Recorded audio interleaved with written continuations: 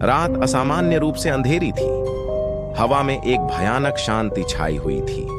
मैं रोहित नाम का 18 वर्षीय लड़का अपने आप को हमारे छोटे से शहर से घिरे घने जंगलों में भटकते हुए पाया। मेरे दोस्तों और मैंने कथित रूप से प्रेतवाधित जंगल का पता लगाने का फैसला किया था, जो एक दुष्ट चुड़ैल की कहानियों से प्रेरित था, जिसके बारे में कहा जाता था कि वह इसकी गहराई में रहती थी।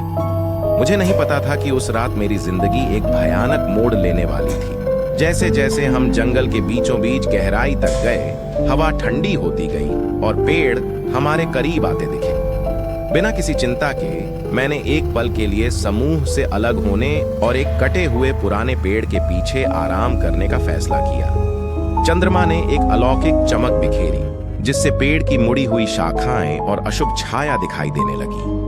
जैसे ही मैंने अपना व्यवसाय समाप्त किया, मेरे ऊपर एक बेचैनी की भावना घर कर गई। बिना किसी चेतावनी के मैंने एक फुसफुसाहट सुनी, मुलायम और आकर्षक सायरन की आवाज की तरह। आपने मुझे जगा दिया है, यह कहना प्रतीत हुआ। जैसे ही मैं प्राचीन पेड़ की ओर मुड़ा तो मेरा खून ठंडा हो गया।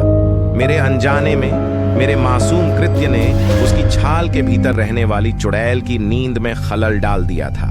दिन रात में बदल गए और एक भयावह शक्ति ने मुझ पर कब्जा करना शुरू कर दिया। हर रात मैं खुद को ठंडे पसीने में जागता हुआ पाता था, हिलने डुलने में असमर्थ हो जाता था, जैसे कि कोई अंधेरा मेरे अस्तित्व को घेर रहा हो। पहले तो मैंने इसे महज दुस्वप्न मानकर खारिज कर दिया, लेकिन ये दृश्य बने रहे और एक द्वेषपूर्ण उपस्थिति मुझ पर मंडराने लगी। एक रात जैसे ही घड़ी में आधी रात हुई, मैं एक बार फिर ठंडे पसीने से जाग उठा। हालांकि इस बार मैं अपने शरीर में अकेला नहीं था। मैं महसूस कर सकता था कि एक विदेशी इकाई, एक दुष्ट शक्ति ने मेरे भीतर निवास कर लिया है। मेरी हरकतों से परेशान होकर उस चुड़ैल ने मुझ पर कब्जा कर लिया था। मैं अब अपने विचारों और कार्यों पर नियंत्रण में नहीं था। डायन ने मुझे जो पीड़ा दी, उस पर आनंदित हुई। मुझे बुरे सपने और अकथनीय भयावहता से पीड़ा दी। इसने मेरे दिमाग में गहरे रहस्य फुसफुसाए, कल्पना से परे दर्द और पीड़ा का वादा किया। मैं एक जागते हुए दुःस्वप्न में फंसा हुआ था, अपने ही शरीर में एक कैदी के रूप में। जैसे जैसे दिन बीतते गए, मुझ पर चुड़ैल का प्रभाव मजबूत होता गया। मेरे एक बार प्यार करने वाले परिवार ने बदलावों को नोटिस करना शुरू कर दिया। मेरी आंखों में परछाइयां, वह द्वेषपूर्ण आभा जो कफन की तरह मुझसे चिपकी हुई थी। उन्हें एहसास हुआ कि कुछ बहुत गलत था, लेकिन चुड़ैल चतुर थी। जब भी वे पास होते थे तो अपनी उपस्थिति छिपा लेती थी। जब मेरे परिवार ने विभिन्न स्रोतों, पुजारियों, अध्यात्मवादियों और यहाँ तक कि शहर के बुजुर्गों से मदद मांगी तो हताशा पैदा हो गई। लेकिन चुड़ैल चालाक थी। मेरे शरीर से उसे भगाने की हर कोशिश से बच निकली। रात दर रात इसने मुझे पीड़ा दी, मेरी आत्मा को दिए गए दर्द का आनंद लिया। मेरे माता पिता की अलौकिक प्रवृत्ति से प्रेरित होकर मुझे छोड़ने से इनकार कर दिया।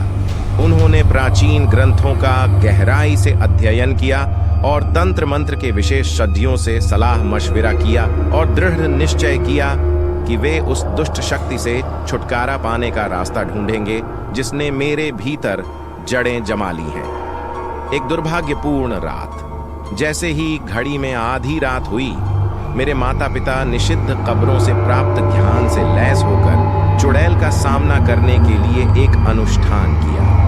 जब वे मंत्रोच्चार कर रहे थे और हवा में प्रतीक बना रहे थे, तो हवा एक अलौकिक ऊर्जा से गूंज उठी। डायन ने अपने अस्तित्व पर खतरे को भांपते हुए अपनी पूरी ताकत से मुकाबला किया। जैसे ही सेनाओं के बीच लड़ाई शुरू हुई, कमरा अलौकिक चीखों से गूंज उठा।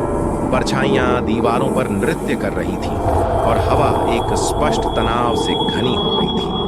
स्पष्टता के एक क्षण में मैंने खुद को दो दायरे के बीच फंसा हुआ पाया, चुड़ैल का काला प्रभाव और मेरे परिवार का प्यार और दृढ़ संकल्प। लड़ाई जारी रही, लेकिन मेरे परिवार के बंधनों की ताकत दुष्ट चुड़ैल के खिलाफ एक दुर्जेय हथियार साबित हुई। जैसे ही भोर की पहली किरण अंधेरे को चीर कर निकली, ऊर्जा की एक चकाचौंध चमक उठी, जिससे कमरा भर गया। डायन उस शुद्ध अडिग प्रेम का सामना करने में असमर्थ थी जिसने मुझे घेर लिया था, उसने आकाश में फैलने से पहले एक अंतिम पीड़ादायक विलाप किया।